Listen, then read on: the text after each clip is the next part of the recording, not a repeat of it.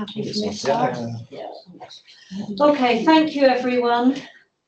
Unfortunately, we've got a few internet issues, so Rachel is unable to present just at the moment, but she has promised to do a recording for us, which we will share with you presently when we get it.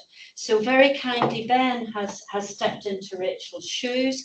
Ben Sinclair is a PhD student here at Warwick, and he's going to talk to us about the 4R regulation rectangle. Thank you, Ben. Thank you, thank you. I haven't prepared this. Sue knows I've got a very bad habit of going to conferences and talking about stuff that's tangential to my thesis. I'm trying to break that habit, but not today. Today I'm doing something that's I didn't do in my thesis. It's actually, I'm coming to the end of my PhD, and this was something that I started with. I started my PhD thinking about how we develop regulation, self-regulation in our students. Did a lot of work and then found something else, and then completely forgot about all of this stuff. Now I'm coming to the end. I've got a little bit of headspace and thinking about the last 7 years. I thought it was time to have a look at some of these things and think about what I've learned in the past few years. It's also a kind of cautionary tale as well.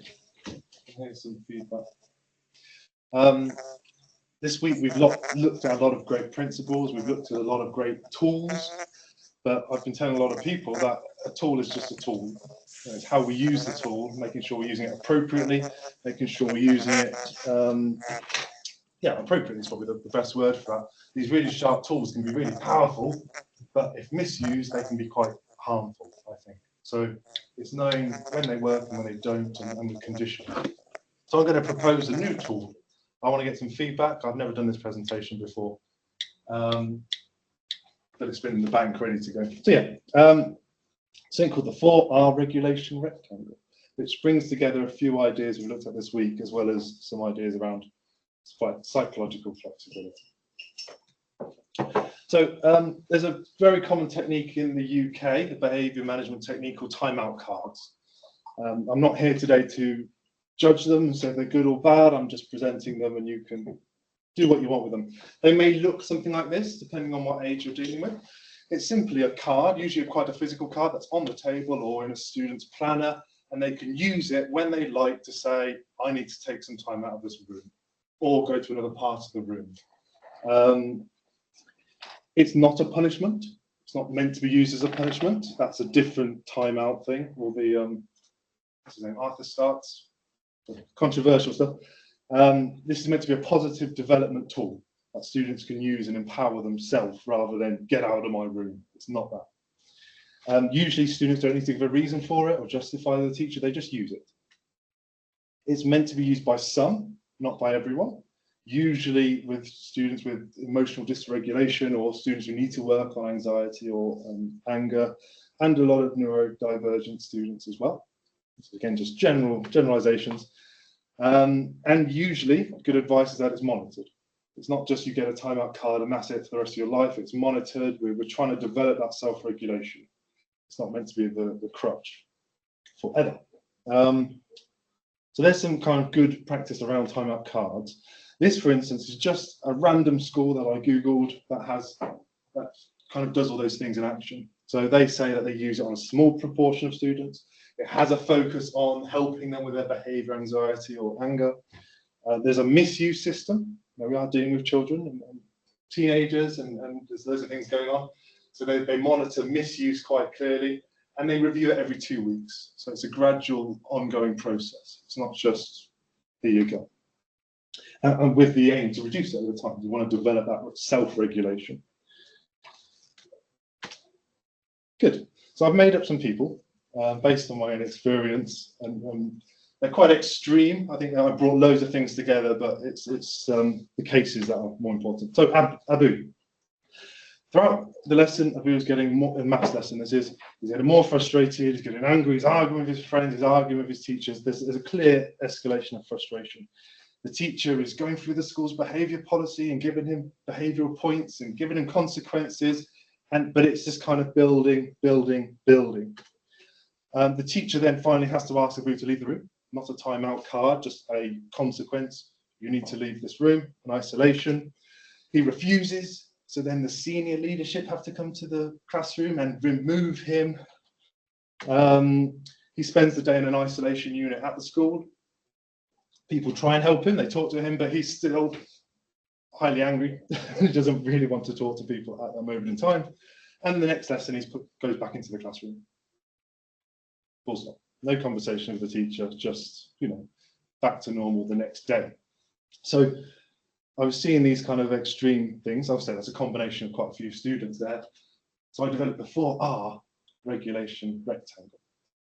So this sense here that, well, Abdul, for instance, he's not recognised that he is kind of getting anxious, getting angry, escalating, that arousal. So he's not recognising that.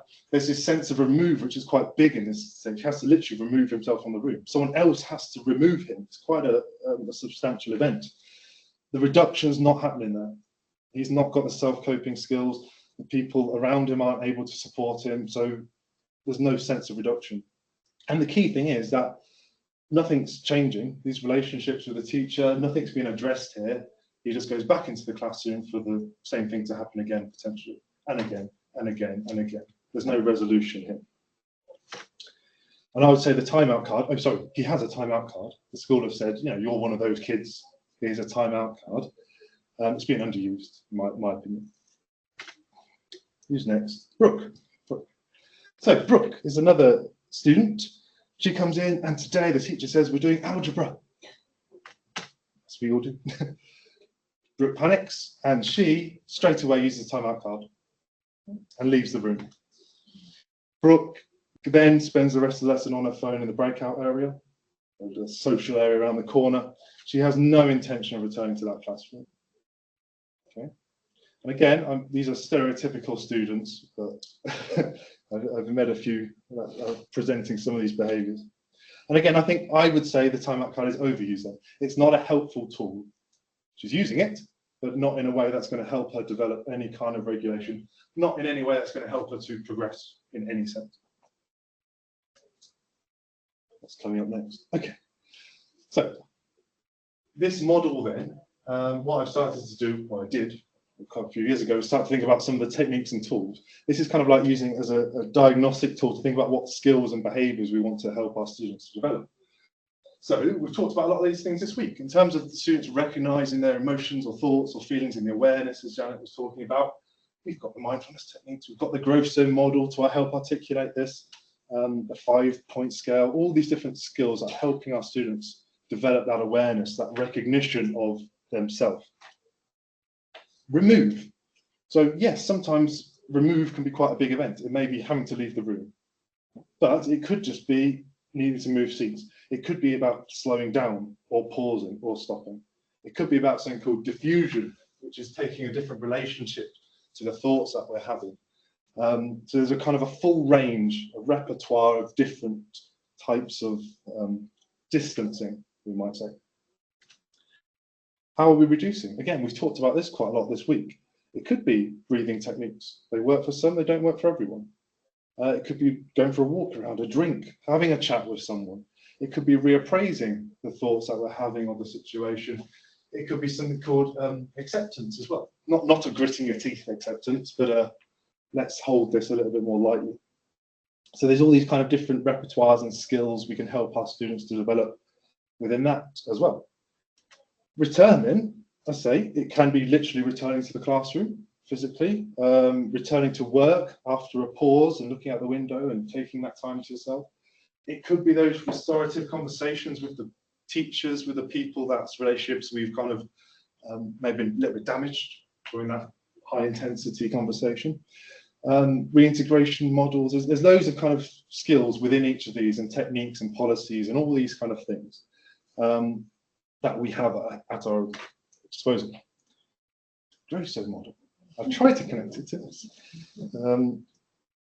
because I find it quite helpful. As I don't need to go through this, you know what it's about. We've seen it enough this week. If we're seeing it as a learning theory, which is a way of seeing it at least, when our most optimal zones of learning and when learning is not going to happen or limited learning is going to happen. So Abu, our first student, he's spending most of his time in that fight zone. He's easy to anger. And as we've talked about this week, the cognition's not exactly going very well in this one here. He can't process what he's doing and say to himself, I need to get out, or use his timeout card. The timeout card on the table is just not on his agenda at all because his cognition's all over the place. To deal with the dangers of it. Brooke has a very, very, very thin growth zone. She loves to work very nice and neatly, get everything perfect and correct and lovely. But the second there's any challenge, it's perceived as threat straight away. There's a real jump there. So she uses the card to flight, to get out that room, to evade, to avoid. Where am I going with this? Okay. So thinking about, this is where it's getting a little bit closer to zones of proximal development and other people. I think, and I'm wrestling with this week, so I would like people's feedback a lot. In this panic zone, we regulate ourselves with other people a lot more. It's more about you are being regulated by other people. The teacher is telling you you need to calm down. People are removing you from the room. It's very external. And I think that's an important feature. But what we want to do is help develop that self-regulation. And you can see that's a very big rectangle. Yeah, it's a big emotions, big removal, needing a lot of reduction, and a lot of work is needed there. What we can do over time, though, is reduce that.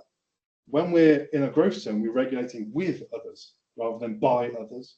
We're having that relationship. We're working with them. The teacher may go, just non-verbal gestures. Are you okay? Pointing to the growth zone. Students doing this. We're working together to build that regulation. Comfort zone, though, regulation without others. You can use them, but you don't need to. You've got that self-containment there, because there is nothing that's. The rectangle in this metaphor has got quite small. It's manageable.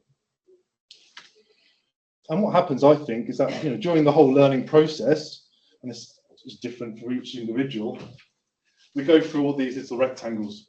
So that student who realises, they look at their timetable, oh, I've got maths next. Oh, a little bit of a lip, but they can manage that. Okay, breathe, let's go into it. They may get into class though and realise they've done badly in a maths test, and that just takes them overboard, flips the lid. This is beyond me, and the teacher may have to kind of have that conversation. Are you okay? It's fine. Let's reappraise the situation a little bit more. Later on, they may just be stuck on a maths problem and work with the teacher to get through that little situation. But you see, there's like little blips. I shouldn't really call them blips. They're little episodes throughout the whole learning journey, and they have different sizes. I think there are probably students who jump automatically all the time into the anxiety zone. But I think there's a lot of range in between. It's a lot more dynamic. It's a lot more complex than that, depending on the situation and the individual. How long was that? We've got time. You've got 2.5 minutes left. And then, and then the 5 minutes questions. Connor's another made-up student, but a hopeful student, or a student that I think is using this well. So Connor, his teacher asked him a question in front of the class and he gets it wrong. Yeah, because he's learning. The teacher tries to help him. The teacher goes through their training, tries to help Connor. He still says, I don't get it, I don't understand. Connor's, the teacher continues to help him, tried to help him. This no opt-out technique, which again, if not used well, is quite unhelpful. But Connor is not getting it, and he's just feeling more frustrated, and the teacher just, is keep on going at it. Finally, when the class starts working, Connor uses his timeout card. He chooses to use his timeout card because he notices that he's getting quite panicky, quite anxious, quite frustrated with that, and he needs that time. He removes himself from the lesson. Outside of the lesson, he takes some breaths because he knows that breaths work for him. He's played, he's explored, he's had that flexibility of approaches. Breaths works for him. Doesn't work for everyone. He notices that his heart's pounding, so he's observing himself. He knows that he does care about doing well, and he says, when I get back in, I'm going to ask my friend for help. The teacher's not helping right now, I'm going to ask my friend. So he thinks about what he cares about and he decides what he wants to do. After a few minutes, he does return to the class to carry out this plan. He asks his friend for help. And he actually goes to talk to the teacher afterwards and says to the teacher, I do want to learn. I do care about these things. I do want to understand it. But when I'm being asked in front of the whole class, I did feel a bit humiliated then. I didn't feel very comfortable. I need a bit more time to think about it than maybe some other people in that room, whatever. But he's having that conversation. He's got that autonomy and the action to go and empower himself by talking to the teacher. So I think that's kind of a made up, but a situation where a timeout card has been used appropriately. Connor is managing his behaviour there. Now, my main work is in developing something called psychological flexibility. Flexibility is simply the ability to respond to something in different ways. 1 minute, sorry. Yeah. You've got 5 minutes for questions, so you can listen to them. Flexibility, yeah. So we know, like it's like in maths, you've got an equation, you can solve it in 20 different ways, potentially. If you've only got one way to do it, that's the only way you can do, that's limited, that's rigid. I want to give them multiple ways to respond to situations. I think that's the heart of resilience. Having multiple ways to approach and have that space if needed and that autonomy around that. There's lots of different models of psychological flexibility. I just wanted to underpin a 3-pillar model. There's this idea of being present, awareness, which is obviously underpinning this idea of recognition here. Having the awareness of yourself, having the awareness of those ongoing feelings and thoughts and emotions and everything I talked about the other day is fundamental to flexibility. Without that, what are you without any awareness of yourself? Well, you're a robot for a start, but what? I'll think about that in a second.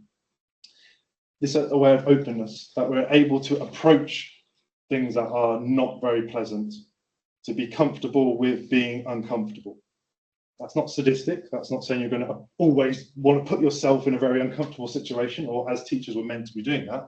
But when things do get stressful or challenging, we're happy and we're happy to look at it rather than automatically evade it and run away.